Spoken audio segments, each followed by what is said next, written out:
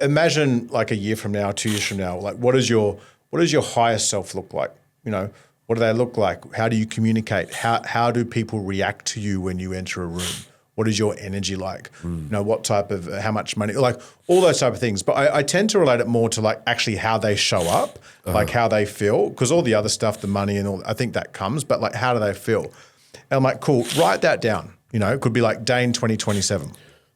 and my thing with people is like, once you've really identified what that looks like, just understand it's a process and you got to follow the journey, right? You just got to, identify and show up as Daine 2027, as Lino 2027, because Lino in 2025 is not Lino in 2024. But if I was to ask you to compare, not that you would, but, you right now to a year ago, like I'm sure you'd be able to point out 10 or 20 different areas of evolution that at that point in time might have just been a thought process, but now you are that person. As you say, that was making me think is, to add on to your question was, say yes.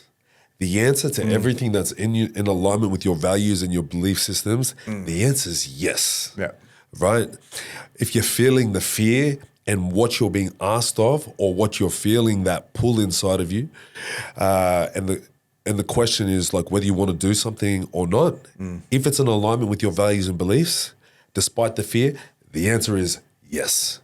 Because I've just said yes over and over and over again, and it allowed, because humans struggle with change, massively, but they're okay with adjustments. Yeah, and if you make enough adjustments, 1%, 1 mil, I'm an inches man. If it's 1 mil, 1 inch, that's enough for me. Yeah, right. That's better than zero. Yeah, it's those.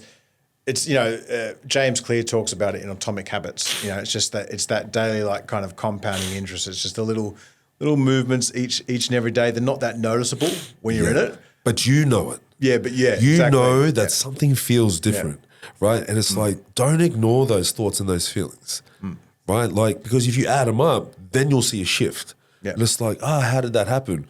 Well, that didn't just happen. You've had all of these little micro shifts and changes in your physiology and, in your chemistry and your neurology, all of these little things. I think everyone always wants to see tangible changes.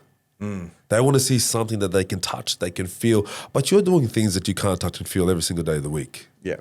Right? So if you're always looking for that tangible evidence, man, you're going to be waiting quite a while. No, I know, definitely. Wrap up, I've got three rapid fire questions for you. Sure. 1, future message to your young boy 20 years from now. What is it? You are the one. Actually, let's talk about what is the one. We spoke about this at breakfast today. You know, it's funny. It's funny that you said that, because that's the one thing I say to myself.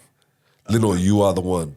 You are the one that can only do the things in the way that you do it, and the way that you do it, in the way that other people experience it. And if you don't do it, you're going to have to watch somebody else do it, and they're probably not going to do it the way that you're doing. But you got no choice. Yeah. Right? You have to accept to sit on the sideline because you didn't have the courage to step up when you felt the call. Yeah. That's why you're the one. I love it. Second thing, Lino in 2026. What's Lino in 2026 doing? Evolved and expanded. Yep.